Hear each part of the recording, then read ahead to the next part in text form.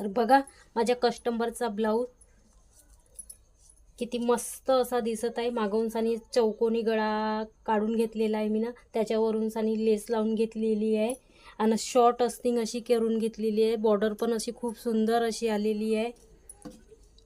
28 साईजचा ब्लाऊज आहे। क्रॉस पट्टी पण मी डबल जोडून घेतलेली आहे, दोनही साईडनं क्रॉस पट्टी डबल जोडून घेतलेली आहे।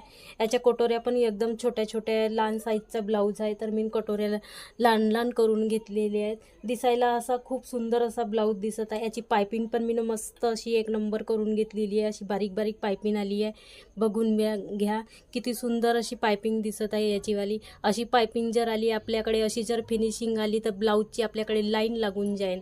तर अशी जर फिनिशिंग आली, बघा किती सुंदर अशी फिनिशिंग दिसत आहे माझ्या ब्लाऊजची। माझ्या कस्टमरच्या ब्लाऊजची अशी फिनिशिंग अशी खूप खूप सुंदर अशी फिनिशिंग दिसत आहे।